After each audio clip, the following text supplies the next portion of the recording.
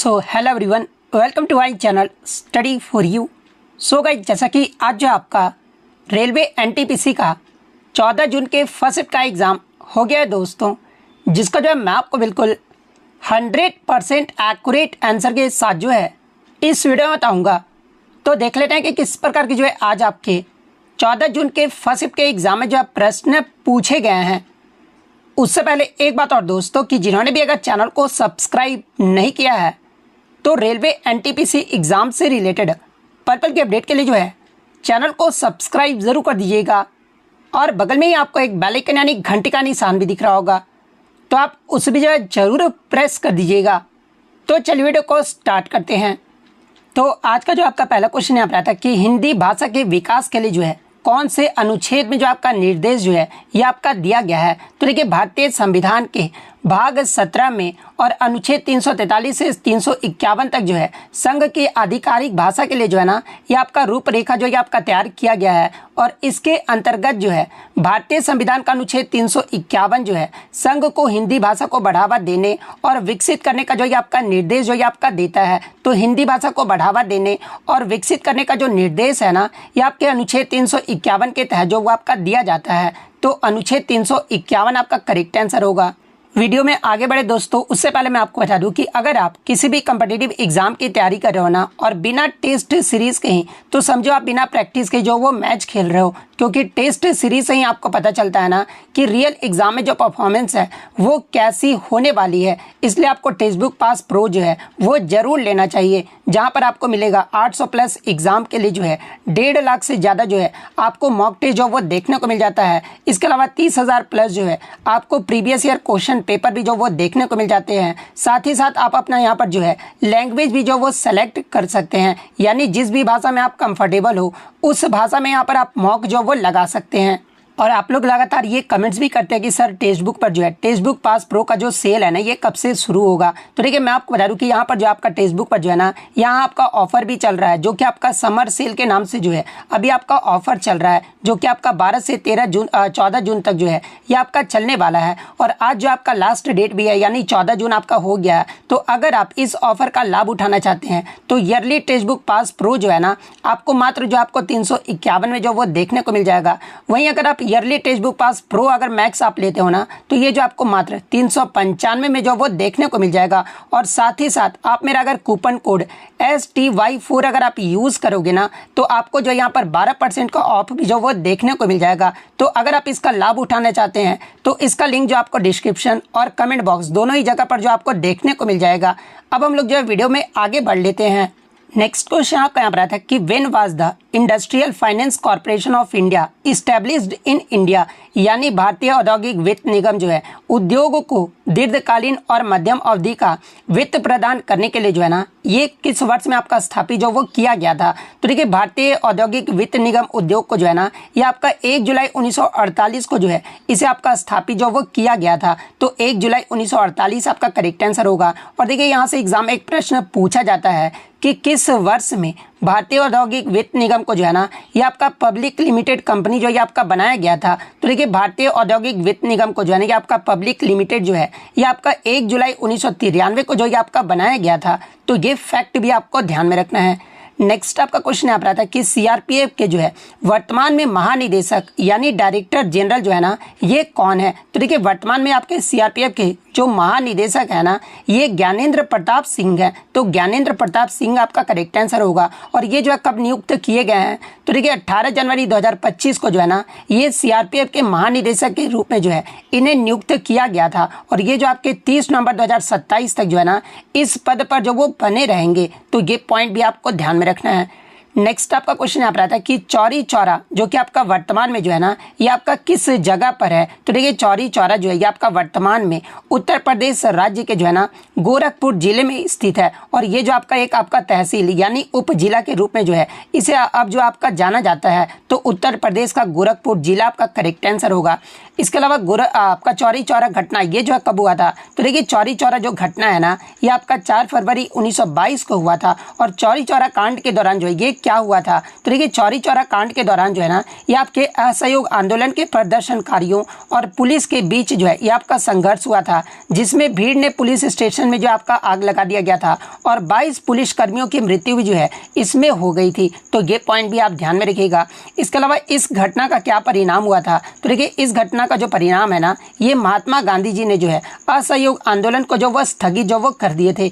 Exam में प्रश्न पूछा जाता है कि असहयोग आंदोलन जो है किस घटना के कारण जो आपका स्थगित कर दिया गया था? तो ये आपका चौरी चौरा घटना के कारण जो है आपका स्थगित कर दिया गया था।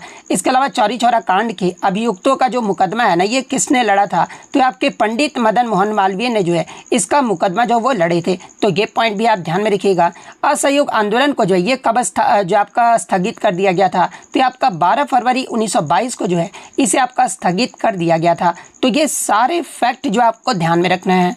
नेक्स्ट आपका क्वेश्चन यहाँ पर आता है कि the right to form cooperative societies a fundamental right has been provided in which amendment, यानी भारतीय संविधान के किस संशोधन में जो है सहकारी समितियों के गठन का अधिकार जो है मौलिक अधिकार जो ये आपका प्रदान किया गया है? तो देखिए भारतीय संविधान का ये जो आपका 97 संविधान संशोधन अधिनियम है ना जो कि आपका वर्ष 2011 में हुआ था और इसी संविधान संशोधन के तहत जो है सहकारी समितियों के गठन का जो अधिकार है ना ये मौलिक अधिकार को जो ये आपका प्रदान किया गया था। तो 97 संविधान संशोधन आपका करेक्ट आंसर होगा। इसके अलावा मैं आपको बता दूं कि सहकारी समितियों के गठन का अधिकार एक आपका मौलिक अधिकार है जो भारतीय संविधान में आपका प्रदान किया गया है और ये जो आपका संविधान के अनुच्छेद 19 के खंड सी में जो है आपका निहित है, जो कि आपका संघ या फिर संघ बनाने की स्वतंत्रता की गारंटी भी जो वो देता है। तो ये पॉइंट भी आपको ध्यान में रखना है। नेक्स्ट आपका क्वेश्चन यहाँ पर आता है कि which corpus is called representative element, यानी कौन सा निरूपक तत्व जो है किस कोष को जो है निरूपक तत्व जो है ना ये किस कोष को जो वो कहा जाता है? तो देखिए आवर्त सारणी के एस और पी ब्लॉक के तत्वों को जो है ना ये आपका रिप्रेजेंटेटिव एलिमेंट जो ये आपका कहा जाता है, जो कि आपका समूह 1 और आपके जो समूह 2 जो कि आपका एस ब्लॉक में आ जाता है और आपका 13 से 18 जो समूह है ना ये आपके पी ब्लॉक तक होते हैं। लेकिन उत्कृष्ट गैस यानी समूह 18 को छोड़कर जो है ना ये आपके रिप्रेजेंटेटिव एलिमेंट जो वो जो है कोष को जो है वो कहते हैं। तो एस और पी ब्लॉक आपका दिया गया था, तो एस और पी ब्लॉक आपका करेक्ट आंसर होगा। नेक्स्ट आपका क्वेश्चन यहाँ पर आया था कि 2011 की जनगणना के अनुसार 10 मिलियन से अधिक जनसंख्या वाले शहर को जो है ना ये क्या कहा जाता है? तो देखिए 2001 की जनगणना के अकॉर्डिंग 10 मिलियन से अधिक जनसंख्या वाले शहर को जो है ना ये आपका मेगा सिटी जो वो कहा जाता है। तो मेगा सिटी आपका करेक्ट आंसर होगा। नेक्स्ट आपका क्वेश्चन यहाँ पर आया था कि who was the chairman of one nation one election committee, यानी एक राष्ट्र एक चुनाव समिति के जो अध्यक्ष थे ना ये कौन थे? तो देखिए एक राष्ट्र एक चुनाव समिति के जो अध्यक्ष थे ना ये भारत के पूर्व राष्ट्रपति श्री रामनाथ कोविंद थे। तो रामनाथ कोविंद आपका करेक्ट आंसर होगा। नेक्स्ट आपका क्वेश्चन यहाँ पर आता है कि परमहंस मंडली की जो स्थापना है ना ये कब हुआ था? तो देखिए परमहंस मंडली की जो स्थापना है ना ये आपका 1849 में जो है ये आपका बम्बई में, जो कि आपका वर्तमान में मुंबई हो गया है, महाराष्ट्र में जो है ये आपका दादोबा पांडुरंग, इसके अलावा दुर्गाराम मेहता और अन्य साथियों के द्वारा जो है इसकी स्थापना जो वो किया गया था। तो 1849 आपका करेक्ट आंसर होगा। और ये जो आपका परमंडल जो मंडली था ये किसके लिए जो आपका शुरू किया गया था यानी स्थापना किया गया था? तो ये आपके जाति के उन्मूलन के लिए जो है काम करने के लिए जो है इसकी स्थापना जो वो किया गया था। तो ये पॉइंट भी आप ध्यान में रखिएगा। इसके अलावा एग्जाम में यहाँ से एक प्रश्न पूछा जाता है कि मानव धर्म सभा की जो स्थापना है ना ये कब किया गया था? तो देखिए मानव धर्म सभा की जो स्थापना है ना ये आपका 22 जून 1844 को जो है ये आपका सूरत में जो ये किया गया था। तो ये फैक्ट भी आपको ध्यान में रखना है। नेक्स्ट आपका क्वेश्चन यहाँ पर आया था कि if the user does not have PowerPoint in his PC what form will be the slides take, यानी यदि आपका उपयोगकर्ता के पीसी में पावर पॉइंट नहीं है तो स्लाइड्स को जो है ना ये किस रूप में जो आपका सेव जो वो किया जाएगा? तो देखिए यदि उपयोगकर्ता के पीसी में आपका पावर पॉइंट नहीं है ना तो स्लाइड्स को जो है ना ये आपका पीडीएफ या फिर जेपीजी या फिर पीएनजी या फिर MP4 यदि वीडियो है जैसे विभिन्न प्रारूपों से जो है ना ये आपका जो वो सहेजा जा सकता है। तो शायद ऑप्शन में आपका पीडीएफ जो वो दिया गया था, तो पीडीएफ आपका करेक्ट आंसर होगा।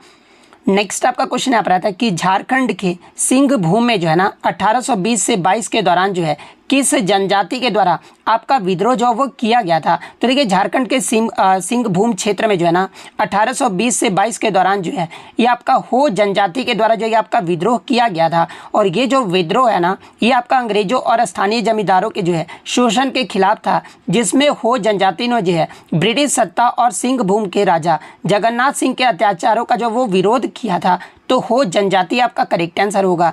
इसके अलावा एग्जाम में यहाँ से एक प्रश्न पूछा जाता है कि छोटा नागपुर के सिंहभूम में जो है ना किस आदिवासी किसान ने 1857 के विद्रोह में जो है कोल आदिवासियों का नेतृत्व जो वो किया था। तो देखिए इसमें कोल आदिवासियों का जो नेतृत्व है ना 1857 के विद्रोह में ये आपका गोनू के द्वारा जो वो किया गया था, क्योंकि ये आपका आरपीएफ कांस्टेबल में ये प्रश्न आपसे पूछा गया था, इसलिए आप ये ध्यान में रखिएगा।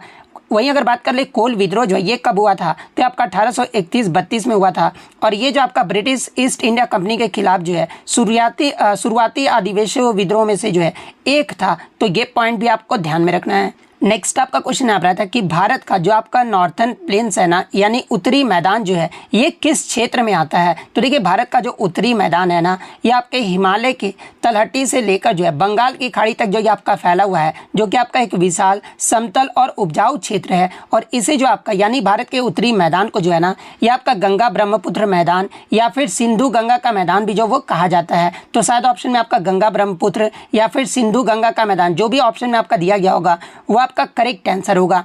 इसके अलावा मैं आपको बता दूं कि ये जो आपका मैदान है ना ये आपके उत्तर में हिमालय की तलहटी और दक्षिण में प्रायद्वीपीय पठार के जो है पठारी भाग के बीच स्थित है। और इसमें आपका पंजाब, हरियाणा, दिल्ली, उत्तर प्रदेश, बिहार, झारखंड, पश्चिम बंगाल और असम के कुछ भाग जो है ये आपके शामिल है। तो ये पॉइंट भी आप ध्यान में रखिएगा। नेक्स्ट आपका क्वेश्चन आ रहा था कि who administrates the oath of the council of state minister, यानी राज्य मंत्री परिषद को जो शपथ है ना ये कौन दिलाता है। तो देखिए मैं आपको बता दूं कि आर्टिकल 164 के क्लोज 3 के तहत जो है ना आपके राज्य मंत्री परिषद को जो शपथ है ना ये राज्य के राज्यपाल यानी गवर्नर के द्वारा जो वो दिलवाया जाता है। तो गवर्नर यानी राज्यपाल आपका करेक्ट आंसर होगा। हालांकि मैं आपको बता दूं कि आपके जो है संघ स्तर पर यानी केंद्रीय स्तर पर जो है ना ये आपके प्रधानमंत्री और मंत्रिपरिषद के इसके अलावा अन्य सदस्यों को पद और गोपनीयता की जो शपथ है ना ये आपके राष्ट्रपति के द्वारा जो वो दिलाया जाता है। लेकिन यहाँ पर राज्य के बारे में पूछा गया था यानी राज्य मंत्रिपरिषद को शपथ कौन दिलाता है, तो ये आपका राज्यपाल के द्वारा जो वो दिलाया जाता है। वहीं अगर केंद्र स्तर पर अगर पूछा जाए कि प्रधानमंत्री और मंत्रिपरिषद इसके अलावा अन्य सदस्यों के पद और गोपनीयता का शपथ जो ये कौन दिलाते हैं, तो ये राष्ट्रपति दिलाते हैं। तो ये फैक्ट भी आपको ध्यान में रखना है।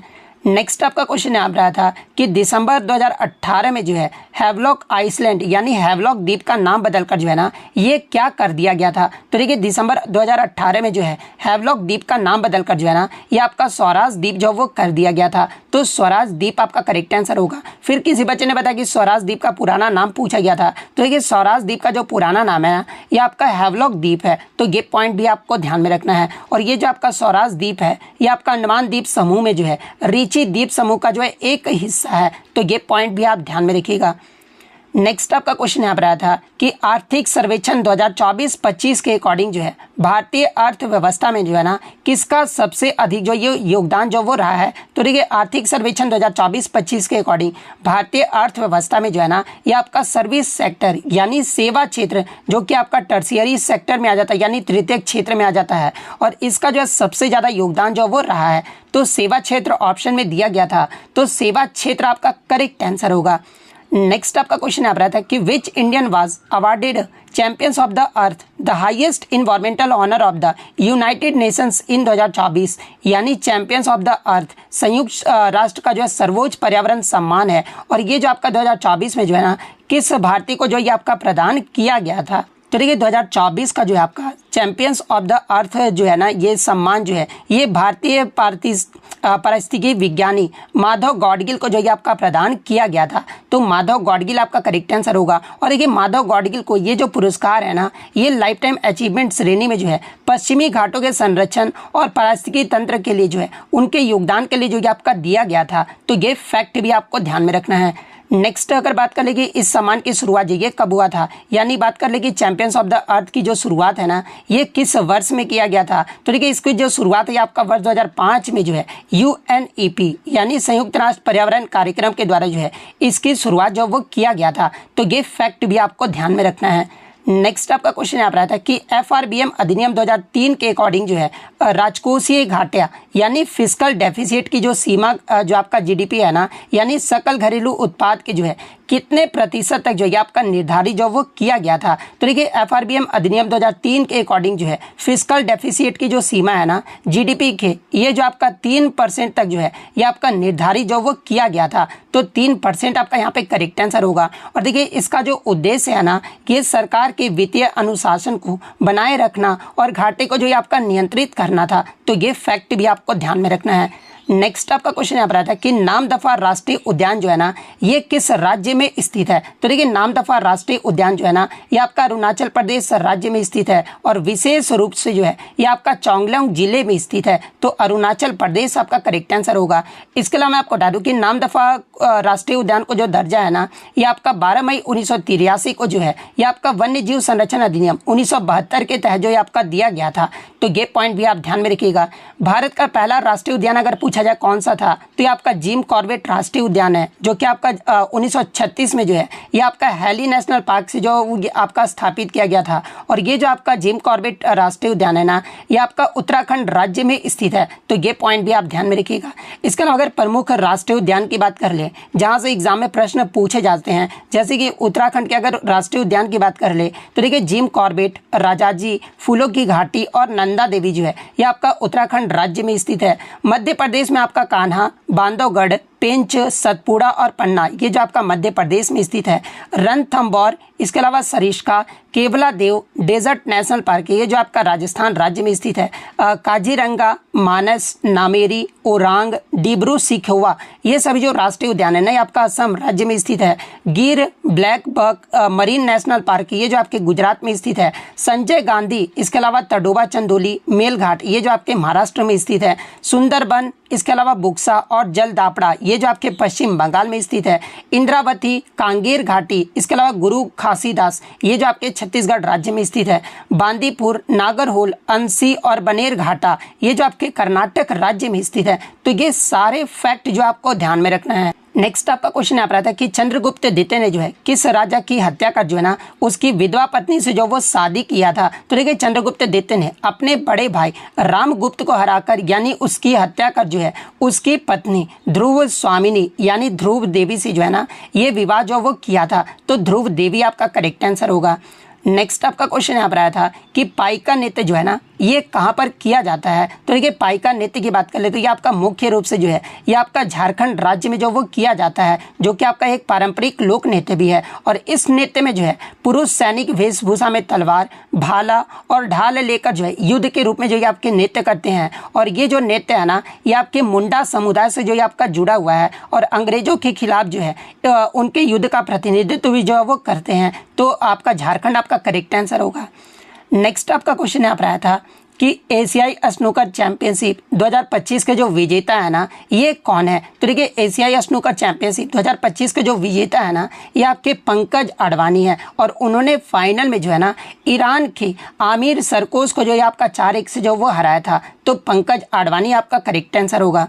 नेक्स्ट आपका क्वेश्चन यहाँ पर आता है कि मद्रास और मुंबई जो कि आपका जो है यानी बॉम्बे जो है ये किस एक्ट के बाद जो है ना बंगाल के गवर्नर जनरल के अधीन जो ये आपका हो गया था। तो देखिए मद्रास और मुंबई जो है ना ये आपका 1773 का जो रेगुलेटिंग एक्ट था ना, इसी एक्ट के बाद जो है बंगाल के गवर्नर जनरल के अधीन जो है ये आपका हो गया था। तो 1773 का रेगुलेटिंग एक्ट आपका करेक्ट आंसर होगा। और देखिए इसी अधिनियम के तहत जो है ना बंगाल के गवर्नर को जो है गवर्नर जनरल का दर्जा भी जो वो दिया गया था और मद्रास तथा बॉम्बे के गवर्नर अब उसके अधीन जो वो कार्य करने लगे थे। वहीं अगर बात कर ले बंगाल का प्रथम गवर्नर जनरल कौन था, तो ये आपका वारेन हेस्टिंग्स था। तो ये फैक्ट भी आपको ध्यान में रखना है।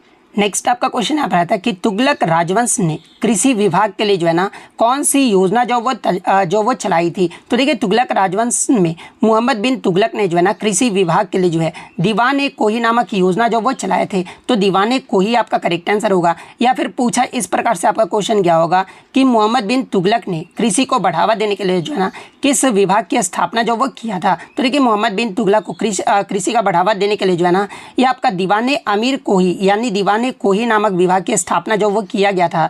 और ये जो विभाग है ना, ये किसानों को सहायता और ऋण प्रदान करने तथा कृषि के विकास के लिए जो ये आपका जिम्मेदार था। तो दीवाने कोही आपका करेक्ट आंसर होगा। या फिर दीवाने कोही ये जो किसके द्वारा शुरू किया गया था, तो आपका मोहम्मद बिन तुगलक के द्वारा जो वो शुरू किया गया था। तो जिस भी प्रकार से प्रश्न पूछा गया होगा मैंने आपको यहाँ पर जो वो बता दिया है। नेक्स्ट आपका क्वेश्चन यहाँ पर आता है कि which commercial farming was promoted by the British, यानी ब्रिटिश ने किस वाणिज्यिक खेती को जो है ना ये बढ़ावा जो वो दिया था। तो देखिए ब्रिटिश शासन के दौरान अंग्रेजों ने भारत के मुख्य रूप से जो है नील की खेती, इसके अलावा जूट, कपास, चाय, गन्ना, अफीम, तंबाकू, रेशम जैसी वाणिज्य यानी नकदी फसलों की खेती को जो है ना ये बढ़ावा दिया था। और इन फसलों का जो उद्देश्य था ये ब्रिटिश उद्योगों के लिए जो है कच्चा माल उपलब्ध कराना और निर्यात से जो ये आपका लाभ कमाना था, जिससे पारंपरिक खाद्यान्न फसलों की जो उपेक्षा वो देखी जा सके। तो ऑप्शन में आपका नील की खेती जो वो दिया गया था, तो नील आपका करेक्ट आंसर होगा। नेक्स्ट आपका क्वेश्चन यहाँ पर आता है कि त्रिस्तरीय पंचायती राज व्यवस्था के जो है 3 अंग कौन कौन से हैं। तो देखिए त्रिस्तरीय पंचायती राज व्यवस्था के 3 अंग जो है ना, एक आपका ग्राम स्तर पर ग्राम पंचायत है, ब्लॉक या फिर क्षेत्र स्तर पर जो है आपका पंचायत समिति है, जिला स्तर पर जो है आपका जिला परिषद है। ये तीनों मिलकर जो है ना पंचायती राज के जो है त्रिस्तरीय संरचना जो वो बनाते हैं। तो ये तीनों आपका जो है वो करेक्ट आंसर होगा।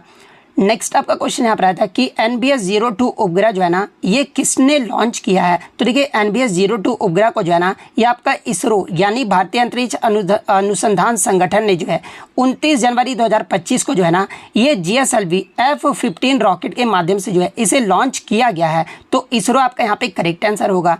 नेक्स्ट अगर बात कर ले NBS-02 उपग्रह का मुख्य उद्देश्य क्या है, तो ये भारत के स्वदेशी नेविगेशन प्रणाली को जो है ये आपका सशक्त बनाना है। और यह उपग्रह जो है पूरे भारत और आसपास के जो है 1500 किलोमीटर क्षेत्र में सटीक स्थिति, वेग और समय सेवाएं जो है ये प्रदान करता है। और इसका जो लक्ष्य है ना ये आपका नैविक प्रणाली की सेवाओं को जो है ये आपका निरंतरता और सटीकता का बेहतर बनाना है, जिससे सामरिक, नागरिक, आपदा प्रबंधन, समुद्री, इसके अलावा रेलवे ट्रैकिंग आदि क्षेत्रों के उच्च गुणवत्ता की नेविगेशन सेवाएं जो वो मिल सके। तो ये फैक्ट भी आपको ध्यान में रखना है। नेक्स्ट आपका क्वेश्चन यहाँ पर आता है कि डॉक्यूमेंट डिलीट होने के बाद जो है ना ये कहाँ पर जो है ये आपका चला जाता है। तो देखिए डॉक्यूमेंट डिलीट होने के बाद जो है ना सबसे पहले ये कंप्यूटर या फिर मोबाइल के जो है रिसाइकल बिन या फिर ट्रैश फोल्डर में जो ये आपका चला जाता है। तो ऑप्शन में आपका रिसाइकल बिन दिया गया था, तो रिसाइकल बिन आपका यहाँ पे करेक्ट आंसर होगा। नेक्स्ट आपका क्वेश्चन यहाँ पर आता है कि पुलित्जर अवार्ड 2025 जो है ना ये किसे दिया गया है। तो देखिए पुलित्जर अवार्ड 2025 के जो है प्रमुख विजेताएं हैं, जैसे ये सार्वजनिक सेवा में जो है ना ये आपकी कविता सुराना, लीजी प्रेसर, इसके अलावा कैंसड्रा जारामिलो और एस्ट्रेसी क्रेनिज को जो वो दिया गया है। खोजी रिपोर्टिंग की अगर मैं बात कर लूँ तो ये जो आपके रॉयट्स स्टाफ को जो वो दिया गया, और किसके लिए, तो आपका फेटानाइल ड्रग्स की तस्करी पर रिपोर्टिंग के लिए जो इन्हें जो वो दिया गया है। शायद आपसे कथा साहित्य का पूछा गया था, तो देखिए कथा साहित्य में जो है ना ये आपके पर्सिवल एवरेट को जो वो दिया गया है। और किस उपन्यास के लिए इन्हें दिया गया है, तो ये आपका जेम्स के लिए जो वो दिया गया है। ब्रेकिंग न्यूज़ फोटोग्राफी में जो है ये आपका डग मिल्स को जो वो दिया गया है, जो कि आपका न्यूयॉर्क टाइम्स के लिए जो वो दिया गया है। न्यूयॉर्क टाइम्स ने जो है कुल 4 पुलित्जर पुरस्कार भी जो वो जीते हैं। तो ये पॉइंट भी आप ध्यान में रखिएगा। और इसी से मैं आपको बता दूं पुलित्जर पुरस्कार से 2 क्वेश्चन जो वो पूछे गए थे। एक तो पूछा गया था कि कथा साहित्य में किसे दिया गया है, तो ये आपका पर्सिवल एवरेट को जो वो दिया गया है। दूसरा क्वेश्चन ये था कि पर्सिवल एवरेट को जो है ना कथा साहित्य में 2025 का जो पुलित्जर पुरस्कार है किस उपन्यास के लिए दिया गया था, तो इन्हें जो आपका जेम्स के लिए जो वो दिया गया था। तो पर्सिवल एवरेट और जेम्स दोनों ही आपका जो है यहाँ पे करेक्ट आंसर होगा।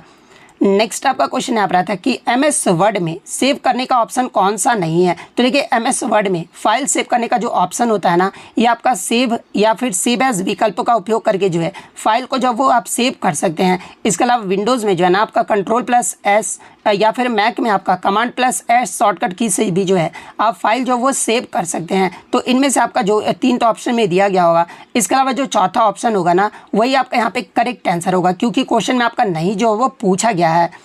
नेक्स्ट आपका क्वेश्चन यहाँ पर आया था कि CISF के द्वारा जो है 56वां जो राइजिंग दिवस है ना ये किस शहर में जो आपका मनाया गया है। तो देखिए CISF के द्वारा 56वां जो राइजिंग दिवस जो यानी स्थापना दिवस जो है ना ये 10 मार्च 2025 को जो है ये आपके तमिलनाडु के जो है टक्कोलम शहर में जो ये आपका मनाया गया है। तो तमिलनाडु का जो है थक्कोलम शहर आपका करेक्ट आंसर होगा। नेक्स्ट आपका क्वेश्चन यहाँ पर रहा था कि अल्जीरिया जो है कब आपका जो है न्यू डेवलपमेंट बैंक यानी एनडीबी का जो है ना ये आपका सदस्य देश जो है आपका बना है। तो देखिए अल्जीरिया 19 मई 2025 को जो है ना ये आधिकारिक रूप से जो है ये आपका न्यू डेवलपमेंट बैंक का जो है ये आपका 9वां सदस्य देश जो है आपका बना है। तो आपसे इसमें आपका जो है महीना पूछा गया था, तो मई महीना आपका यहाँ पे करेक्ट आंसर होगा। नेक्स्ट आपका क्वेश्चन यहाँ पर आता है कि MS पावर पॉइंट का फाइल एक्सटेंशन जो है ना ये क्या होता है। तो देखिए MS पावर पॉइंट का जो फाइल एक्सटेंशन है ना ये आपका PPTX होता है। तो PPTX आपका करेक्ट आंसर होगा। नेक्स्ट अगर हम लोग मैथ्स की बात कर ले तो देखिए मैथ्स में जो है आपका एक क्वेश्चन मार्क प्राइस आपका दिया गया था 500 है, देन 2 सक्सेसिव डिस्काउंट जो है आपका 20% है एंड आपका 25% जो है सक्सेसिव डिस्काउंट 2 आपका दिया गया था। तो इसमें पूछा गया था कि कैश पेमेंट पे जो है एडिशनल 19% है, तो डिस्काउंट फाइंड आपका SP जो वो पूछा गया था। तो जो भी बच्चे एग्जाम देकर आए या फिर जिनका आगे वाले शिफ्टों में एग्जाम है इस क्वेश्चन को जो है उत्तर जो आप कमेंट करके जो वो जरूर बताइएगा। एक क्वेश्चन आपका ट्रेन से भी आया था, ये 2 क्वेश्चन आपका ट्रेन से आया था। A train of 250 metre travelling cross a person moving at a speed of 7 kilometre per hour in same direction in 50 second, in how much time it will cross a train of 350 metre moving in same direction. इस प्रकार से train का आपका question देखने को मिला था। तो ये भी क्वेश्चन जो भी बना पाएंगे को इसका आंसर जो वो कमेंट करके जरूर बता दीजिएगा। एक इसी प्रकार से आपका सेम क्वेश्चन देखने को मिला था। A train cross 2 person moving in same direction with different speed, person की स्पीड दे रखी थी आपका 12.6 या फिर 18.6 ऐसे करके जो है आपका पर्सन का स्पीड वो दे रखा था। तो इस प्रकार के क्वेश्चन का भी जो अगर आप बनाए हैं तो आप कमेंट करके जो वो जरूर जवाब दीजिएगा। इसके अलावा बच्चे ने बताया कि घनाभ का जो है 2 भुजा आपका दिया हुआ था और एक जो है आपका विकर्ण दिया हुआ था। तो घनाभ का आयतन कितना है ये पूछा था, 50, 75 और आपका इस प्रकार से आपका जो वो दिया गया था। मीडियन निकालने के लिए आया था, एक नॉर्मल और एक आपका जो है बारंबारता वाला जो आपका जो वो पूछा गया था। इसके अलावा एक क्वेश्चन आपका था कि एक इक्वेशन दिया हुआ था और पूछा था, बोला था कि इसका जो मूल है ना ये क्या होगा। जैसे ऑप्शन में था कि प्राकृतिक है या फिर अप्राकृतिक है या फिर वास्तविक है। इस प्रकार से आपका जो वो क्वेश्चन जो वो पूछा गया था। इसके अलावा एक प्रश्न था कि आयु का अनुपात जो है 4:5 है और वो दोनों जो आपका 2000 और 4000 खर्च करते हैं और उनका बचत का अनुपात 2:3 है। तो दोनों का संयुक्त आय क्या होगा। लेकिन डेटा आपका अलग दिया हुआ था, मतलब डेटा थोड़ा चेंज है, लेकिन इस प्रकार के क्वेश्चन जो है आपसे पूछा गया था। सिंप्लीफिकेशन से आपके 4 से 5 क्वेश्चन जो वो पूछा गया था।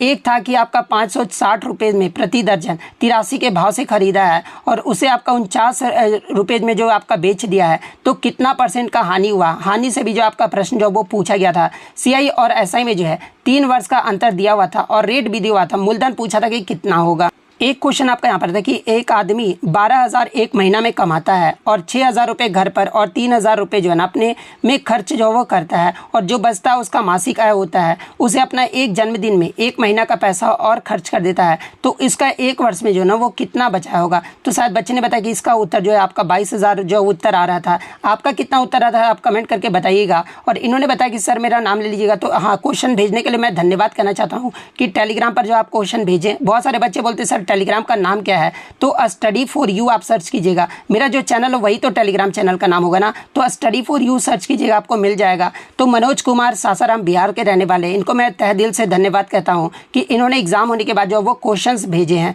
इसके अलावा इनका मैथ्स का क्वेश्चन तो मुझे समझ में नहीं आया, जो भी एग्जाम देकर है वो तो समझ ही जाएंगे, क्योंकि कॉस थीटा 8/7 आपका दिया गया था और 8/7 इस प्रकार से आपका एक क्वेश्चन जो वो देखने को मिला था।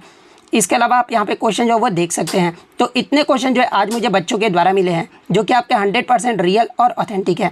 तो अगर वीडियो अच्छी लगी हो तो वीडियो को जो है लाइक ज़रूर कर दीजिएगा और इसी तरह रियल एनालिसिस पाने के लिए जो है चैनल को सब्सक्राइब ज़रूर कर दीजिएगा। तो मिलते हैं नेक्स्ट वीडियो में, तब तक thank you, all the best.